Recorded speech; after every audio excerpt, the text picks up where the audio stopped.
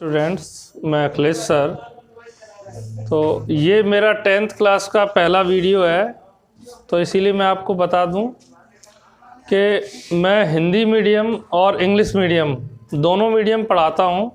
6 से 10th class तक मेरी कोचिंग है ग्वालियर में, ग्वालियर मध्य प्रदेश में।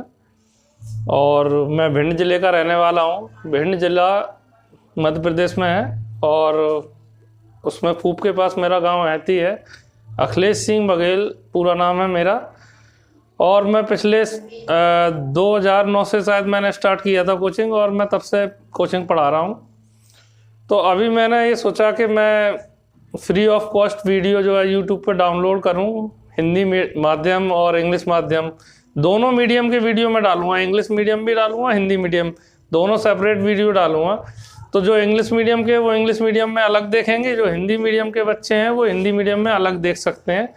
तो मैं ये चाहता हूँ कि जो भी मैंने अभी तक अनुभव जो भी सीखा है पढ़ा के बच्चों को पढ़ाने से, कि बच्चों किस तरह के समझ में आएगा बच्चों को, तो ये सारी चीज़ें मैं जो है अनुभव अपना शेयर करना चाहता हूँ। और जो ऐसे भी बच्चे हैं कुछ जो जिनका गाँव काफ़ी दूर है और अच्छे टीचर गाँव में अवेलेबल नहीं है, नहीं मिल पा रहे हैं, और कोचिंग दूर जाना पड़ता है जिन्हें, और काफ़ी सारी समस्याओं का सामना कर रहे हैं और पढ़ना चाहते हैं अच्छी तरह से, तो मैं उनके लिए पूरी मेहनत करूँगा। मैं अब ये पहला वीडियो बना रहा हूँ, तो हो सकता है वीडियो में थोड़ी बहुत आपको लगे कि शायद ऐसा है, लेकिन आप जब मेरे वीडियो देखेंगे तो आपको बहुत सारे क्वेश्चंस बिल्कुल क्लियर समझ में आएंगे। तो आप जो है ऐसा ना करें, एक बार मेरे वीडियो 2-4 वीडियो लगातार देखें और उसके बाद आप निर्णय करें कि आपको जो है वीडियो कैसे लग रहे हैं, ठीक है ना। क्योंकि ये पहला वीडियो, कुछ गलतियां हो सकती हैं, अभी मैं स्टार्ट कर रहा हूं, तो कुछ एडिटिंग में या किसी में, तो उसके लिए मैं जो है आपसे सॉरी चाहूँगा। लेकिन अभी स्टार्ट कर रहा हूं तो आप खुद ही देख लेंगे। यहाँ पहली जो स्टार्टिंग है मेरी वो थ्योरम से है, और थ्योरम थोड़ी सी क्रिटिकल होती हैं, थोड़ी समझने में दिक्कत देती हैं, इसीलिए आपको ऐसा लग सकता है। तो इसकी चिंता ना करें, मैं कोशिश करूँगा कि आपको पूरी बात समझ में आए। तो इसी के साथ मैं इसकी शुरुआत करता हूँ। ये आपकी जो थ्योरम है 1.4, ये पेज नंबर 14 पे है, पेज नंबर 14। तो अब आप इसको समझेंगे।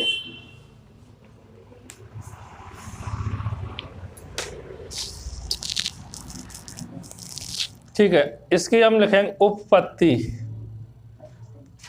जो किताब में दी हुई है थ्योरम, मैं किताब से ही आपको समझा रहा हूँ। तो इसमें लिखा है, हम इसके विपरीत यह मान लेते हैं कि √2 एक परिमेय संख्या है। देखिए यहाँ पे यहाँ पे बोला है √2 एक अपरिमेय संख्या है। √2 एक अपरिमेय संख्या है।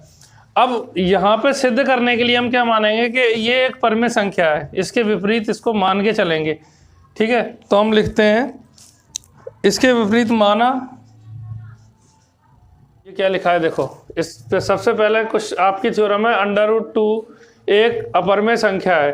तो हमने क्या किया, यहाँ पे इसको इसके विपरीत मान लिया √2 एक परिमेय संख्या है। हमने विपरीत मान लिया √2 एक परिमेय संख्या है, अतः दो पूर्णांक r और s ऐसे ज्ञात कर सकते हैं। सबसे पहले आप समझ लीजिए पूर्णांक क्या होता है। पूर्णांक, ठीक है। पूर्णांक आपको बिल्कुल सरल तरीके से समझा दूं मैं। 0, 1, 2, 3, 4 आगे बढ़ते जाएं, -1, -2, -3, -4 इधर बढ़ते जाएं। माइनस में कितने भी जाओ, प्लस में कितने भी जाओ, और इस 0 को मिला दो। ये सभी पूर्णांक हैं।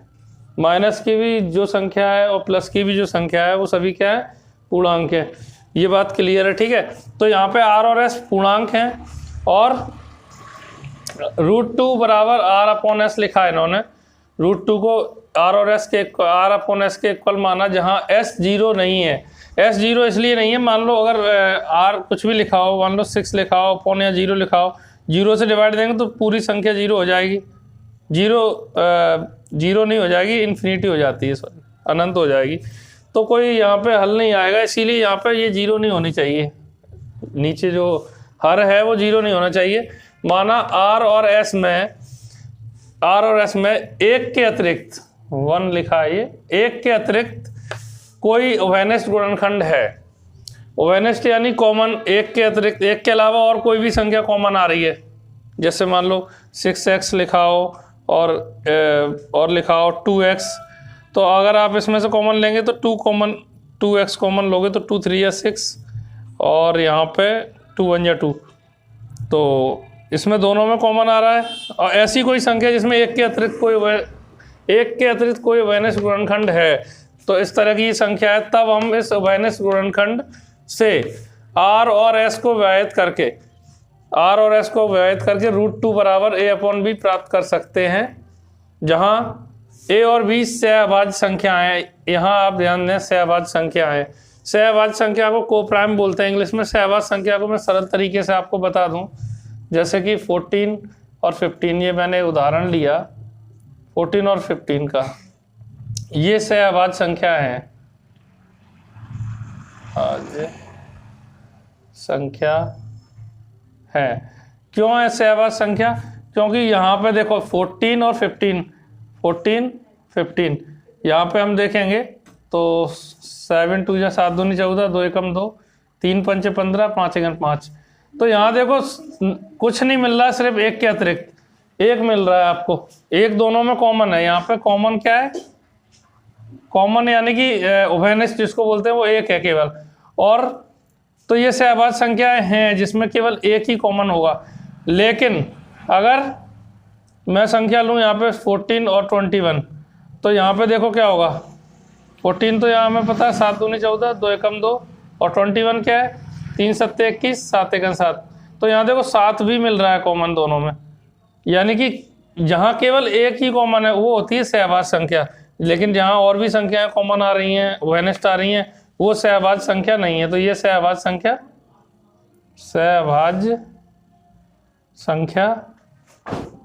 नहीं है। तो ये सहअभाज्य संख्या नहीं है। तो आप समझ सकते हैं यहाँ पे √2 बराबर a/b प्राप्त करते हैं। तो जहाँ पर a और b सहअभाज्य संख्या है, तो आप समझ गए होंगे केवल एक ही कॉमन आएगा उसमें, उसके अतिरिक्त कोई भी संख्या कॉमन नहीं आएगी। ठीक है, समझ में आ रहा है तुम लोगों को भी? तो अब अतः b√2 इक्वल टू a, इसको जो है जैसे √2 इक्वल टू a/b है, इसके नीचे 1 मान लीजिए, इसका इसमें इनटू, तो क्या आ जाएगा b√2 इक्वल टू a का 1 में इनटू a। तो इस तरह से ये आ गया है। अब ये जितना भी रफ वर्क है ये मैं हटा देता हूँ। अब इसके आगे की थ्योरम समझने की कोशिश करेंगे।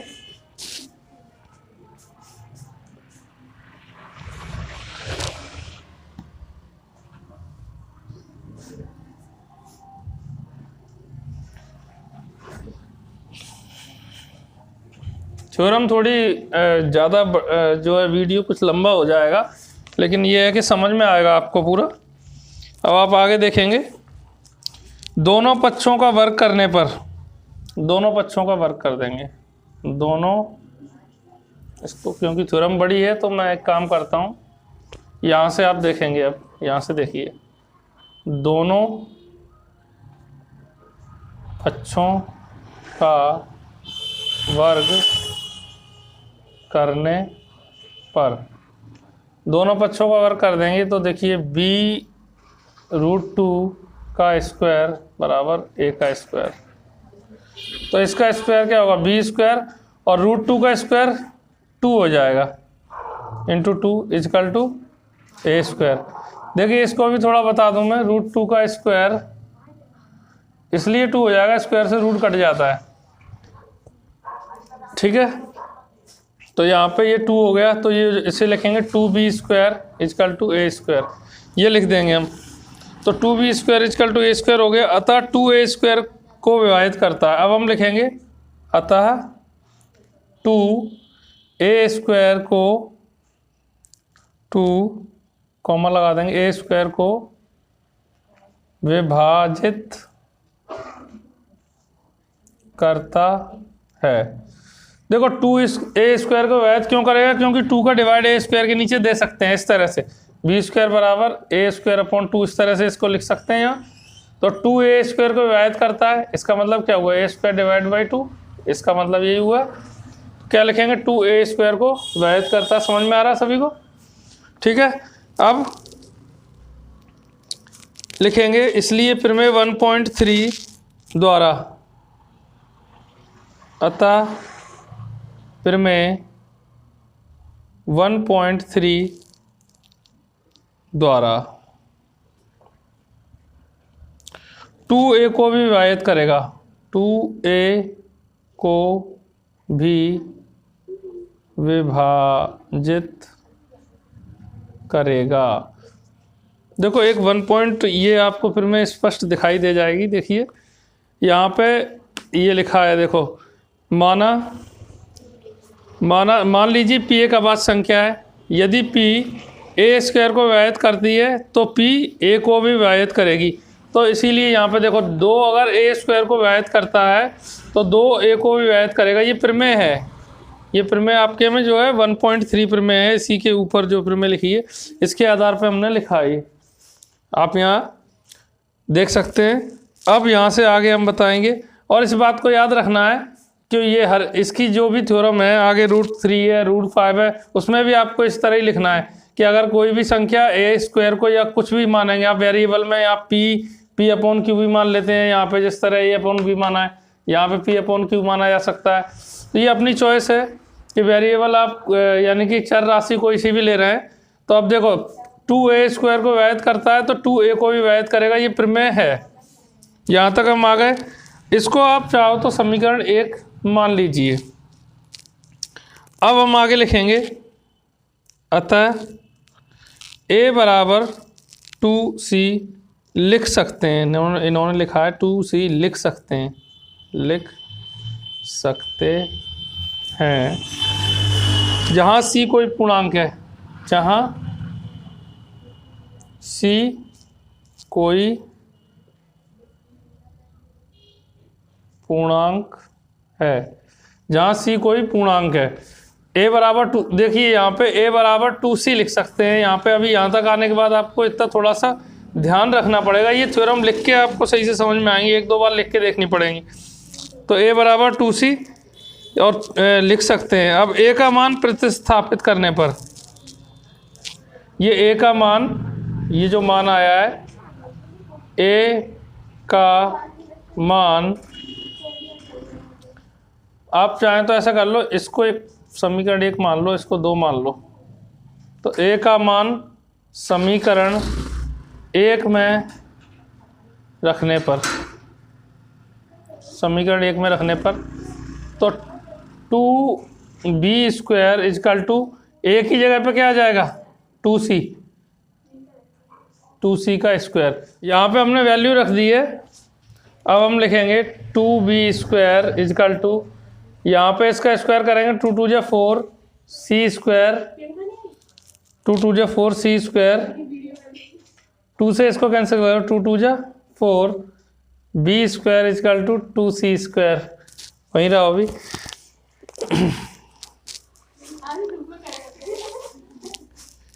यहाँ तक हम आ गए। अब यहाँ पे हम लिखेंगे, यही बात लिखेंगे, देखो लिखेंगे ये 2 को यहाँ डिवाइड दे सकते हैं b में, है ना। तो यहाँ लिखेंगे 2b स्क्वायर को विभाजित करता है, अतः हम लिख सकते हैं प्रमेय से 2b को भी विभाजित करेगा।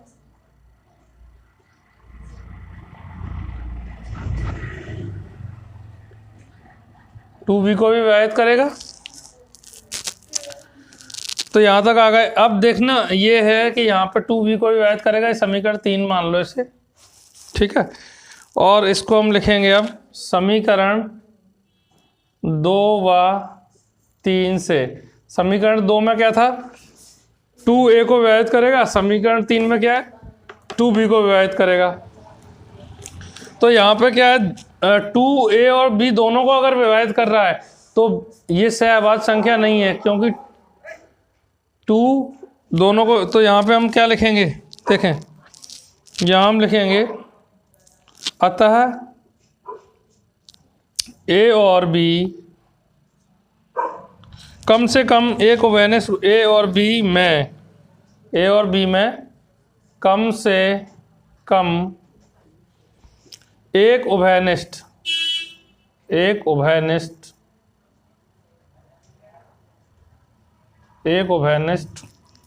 गुणनखंड दो है, एक उभयनिष्ठ गुणनखंड दो है। अतः अब ये एक उभयनिष्ठ देख कॉमन 1 आना चाहिए था, मैंने पहले समझाया था, लेकिन यहाँ कॉमन कितना आ रहा है? सहभाज्य संख्या हमने देखी थी, उसमें क्या है कॉमन 1 आना चाहिए, आपने समझा था, लेकिन यहाँ पे ये दोनों में आ रहा है, तो हम क्या लिखेंगे? परंतु इससे इस तथ्य का विरोधाभास प्राप्त होता है, परंतु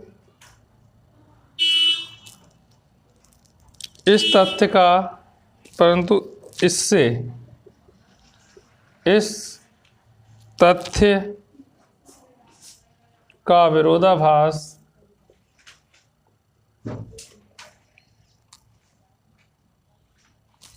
प्राप्त होता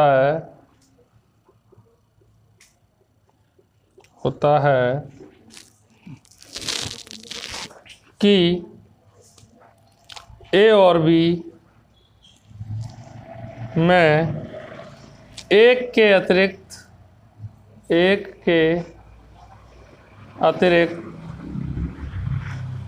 कोई उभयनिष्ठ गुणनखंड नहीं है, कोई उभयनिष्ठ गुणनखंड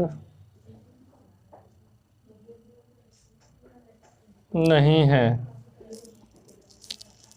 कोई उभयनिष्ठ गुणनखंड नहीं है। तो हम लिखेंगे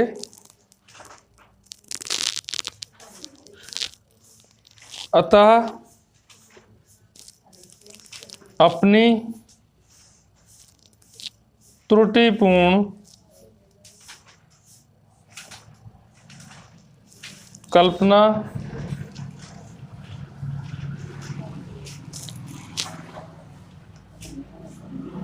के कारण, कल्पना त्रुटिपूर्ण है यानी इसमें गलती है, कारण √2 एक परमेय संख्या है, अतः अपनी एक त्रुटिपूर्ण कल्पना के कारण यहाँ हम निष्कर्ष निकालते हैं,